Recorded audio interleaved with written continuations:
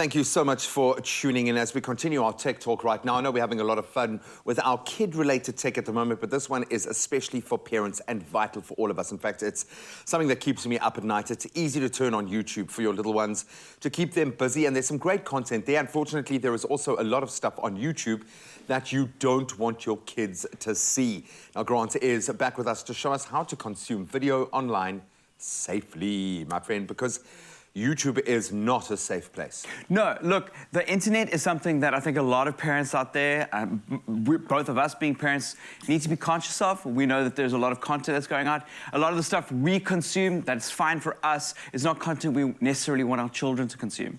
And YouTube recognized this and released a product called YouTube Kids, which is great because, again, YouTube is a nice platform where we want, It's an opportunity to learn. Yeah, exactly. And there's a couple of things that when you are using YouTube, I want to give you guys a couple of tips and tricks as to make sure that you're using YouTube constructively as a parent. Okay. And the first one is, don't use the YouTube app as it is if you're a parent. The YouTube app does things like it serves different algorithms, so it enforces your watching habits. So the content that you might want to watch, maybe you love watching tech videos like me, there's just tech videos all over the show.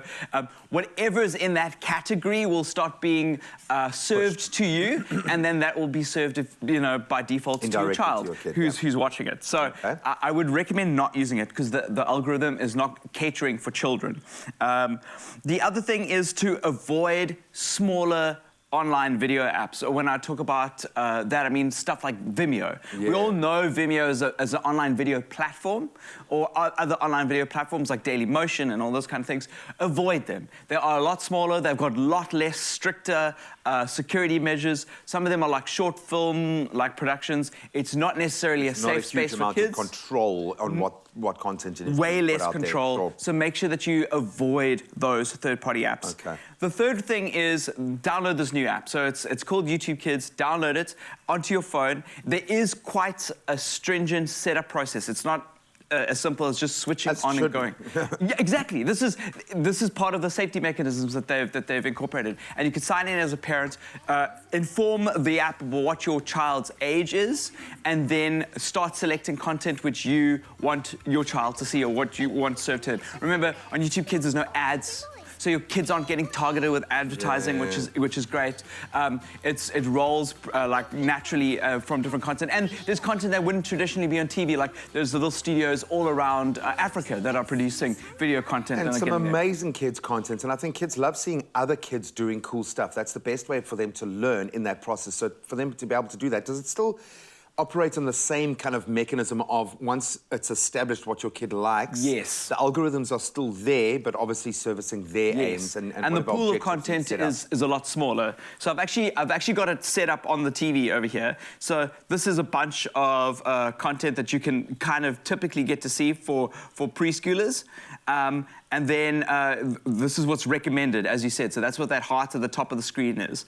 And then you can also, find channels for learning. You can also find different kinds of shows like that you might want to watch. That they have like deals with YouTube, so that these are all legitimate bits of content. And obviously, you can also like explore here. And they've been quite clever. I think we used to see kind of digital and TV as two different things, but they're part of the same ecosystem now. So if there are properties that your kids love on TV, some of the brands that we've just seen there'll be highlights reels, there'll be focuses on kind of lessons learned during episodes in their little channels on kids' YouTube, which is great. So you can kind of exactly, no media outlet is just on TV, and that's just a shout out to our YouTube channel. You can catch Expresso show on YouTube as well. It extends past to the experience, and I think that's a hallmark of a really good entertainment production. It's not just what you see here on TV, it extends. It becomes the anchor on TV. And then lastly, two things.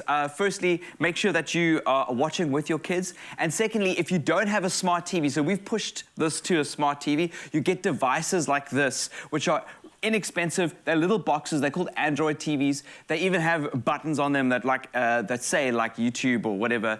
And they're really nice devices that can transform what would be just a normal standard television set into a TV that can play something like YouTube Kids. So I look at getting one of those. If you think that it's just a tablet or phone and you don't want your kid to sit there, it's not. What's nice with our child having a TV that can play YouTube Kids is they like to build blocks at the same time, or learning to crawl, and you want to have something like some nursery rhymes going on in the background. Because often what they see inspires the action, and they want to get practical about it. So I love that. It adds to that kind of free pay element as well.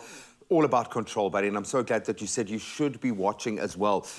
There have been some scary stories floating around about the kind of content as a preschooler's parents. Every day, parents are chatting to us about things like Huggy Wuggy and these crazy new things. So it is there, the danger is present, but you can operate safely. YouTube Kids is a great way to start.